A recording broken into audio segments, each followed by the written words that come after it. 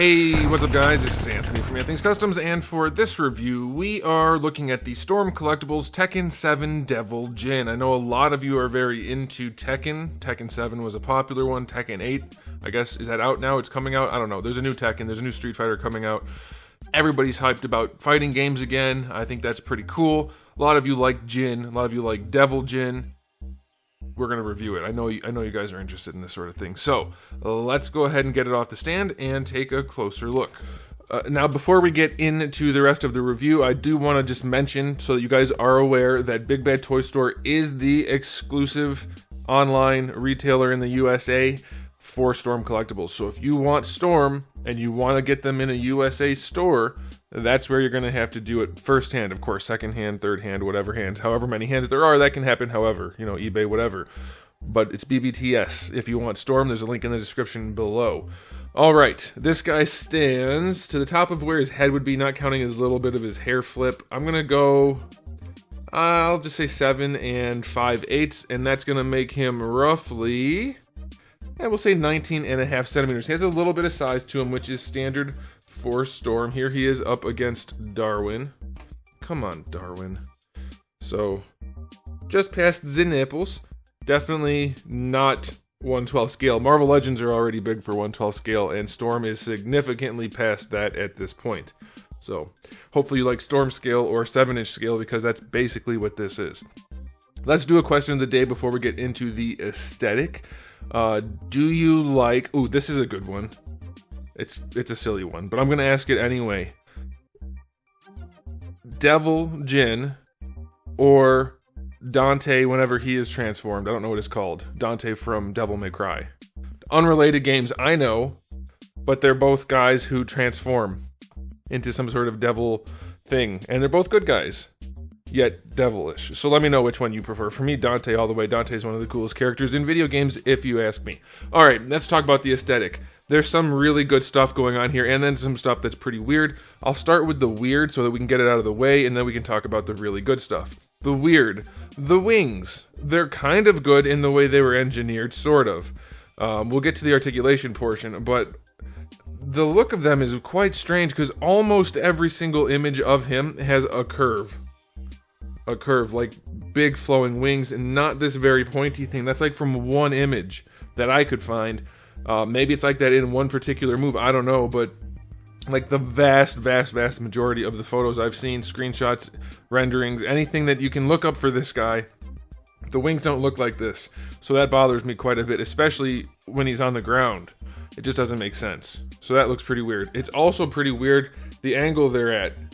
Almost always they have that curve where they swoop around, like wings do, like this part comes around just a little bit. That's cool. This, they're just leaned back.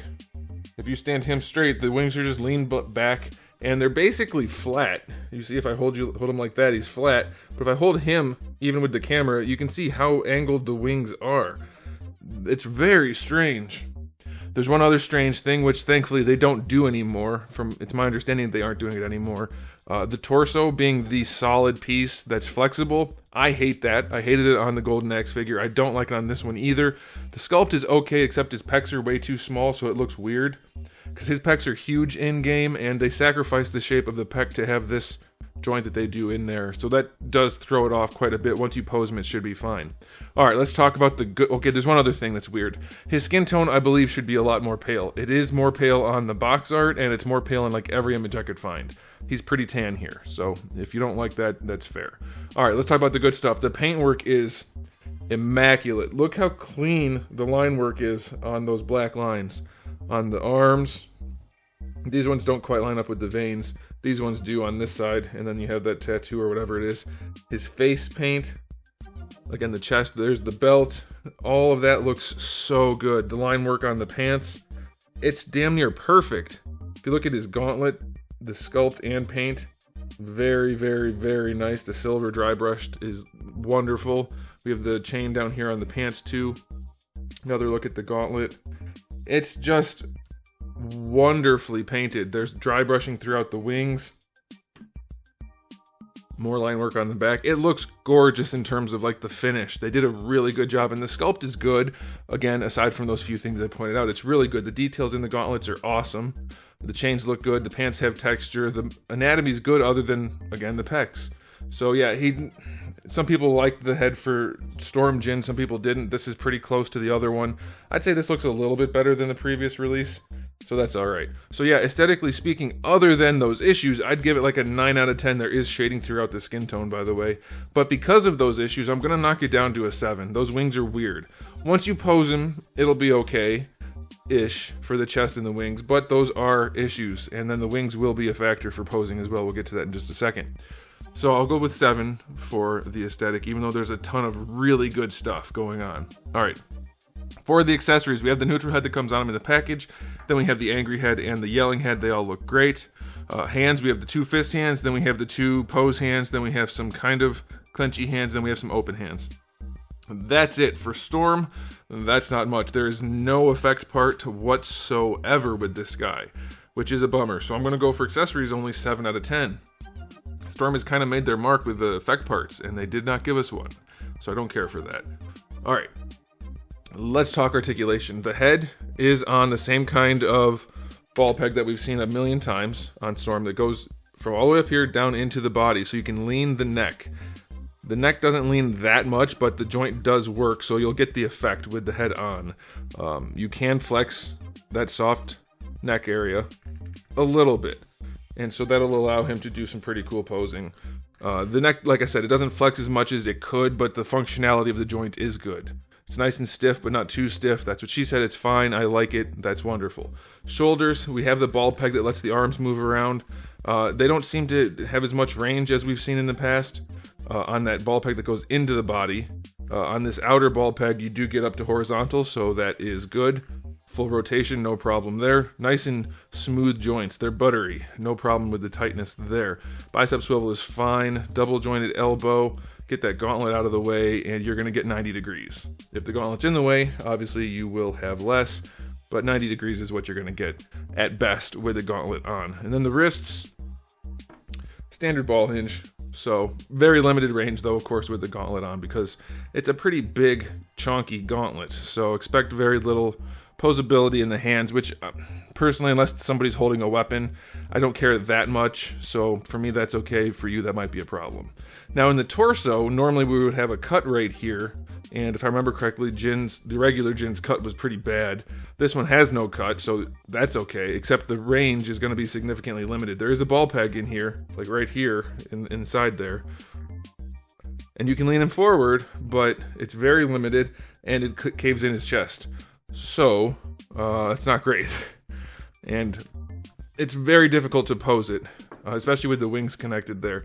Going side to side, you might as well forget about it. Using that upper joint is just about worthless. So you're going to want to use this lower one, which has decent range. It's a little bit more loose than I would like, and it's not as flush. You can see in at the extremes. It doesn't have much curve to it. And they do that to make room for the hips, but there are ways around that, and they just didn't really do it. So it'll be, again, okay once you pose them and account for those issues, but it is something to consider. You do get your full waist twist. Alright. Let's do the wings. I was going to save the wings for last. Let's do them now. Like I said, the wings connect at a very steep angle, and there's nothing you can really do about that, because they also made his back really flat. If they had actually given him the meat he's supposed to have back here, the wings would have been out farther and properly aligned, but as it is, he's just got no back muscles at all, and the wings just hang off the back. So that hinge, I mean, it's fine. And then, of course, you get your rotation here. That's fine, I guess, but the fact that they're on at an angle really impedes articulation. The only really good thing they did was this hinge here. That gives a really nice range while keeping everything looking good. I still think the wings are way too square. This does not look right, but they did a good enough job having the folding wings, but the angle that it's at is still weird. They still hang back kind of funny, so to me, that being a major feature of this version of the character, that's kind of a bummer. Let's go ahead and talk about the hips. Going out to the side, no problem, basically full-on splits. I'll take that. Not too loose, not too tight. Going forward, all the way forward, no problem there. And going back, almost all the way back, no problem there. Everything is pretty flexible. I would prefer a little bit more tightness in here, but it's not floppy, it's not loose. It just could be a little tighter, but I think that's okay. Thigh swivel is pretty effective. That's good. Double jointed knee. A little bit tight, but you're going to get a little bit better than 90. Let's see if this one's any better. Yeah. Just a touch better on the red side because it doesn't have the chains in the bulk. But that works pretty well. I'll take that. And then the ankles are just about worthless because of the way these pants are and they're hard plastic. You're not really doing anything with that ankle. So that blows. And the toe hinge, it's all right. It's far enough forward. It's not the best kind ever, but it'll definitely do, so it's fine. But the ankles do suck pretty bad. So that's it for the articulation. It's a fairly basic release, except they added wings and screwed up the torso. And unfortunately, the wings aren't good, and the torso is no good. So the two things that they really added to this figure hurt it. They should have just made it like a regular Storm release for the torso, and the wings should have been added on at the shoulder blades rather than so far down and at a weird angle. So articulation on this guy, it's not bad. Most of the main body works pretty well, but the torso itself is bad, and the wings are not good. So I'm going to knock it down to... That's hard. I'll do it this way. If you include those things, only like a 6. Because they're not good. If you discount those things and only include the other parts of the body, which actually work really well, you could go up to like 8. That's what I would say. 8's pretty good, but those wings and torso do hold this figure pretty far back. So, time for the final verdict on this release. It definitely has a few issues. It's a really strong release with serious caveats. So that's what these reviews are for. Now you have the information. You can decide what you want to do, what's important to you. Maybe you don't care about certain things. Maybe you care about other things. Who knows? You've got the information. You can decide. I'm going to say, overall, this release gets a 7 out of 10. There's a lot of really good stuff that makes up for the bad stuff, and if you're willing to pose it in a way that hides those problems, I think you're going to just be aces. If you want to not pose it to hide those problems, then this might not be the one for you. But there's a lot of really nice stuff going on here, the paint especially. Other than these black lines not matching the veins, the paints are gorgeous. Love it. And then the sculpt is pretty good other than the wings and the weird chest. So there you go. Let me know what you think about the figure in the comment section below, and let me know what you think about the video by giving it a thumbs up or a thumbs down. And if you haven't subscribed, you really should consider it because I have new videos every day but Wednesday, and I have thousands already on the channel. Make sure you come back for all of that. In the meantime, keep collecting.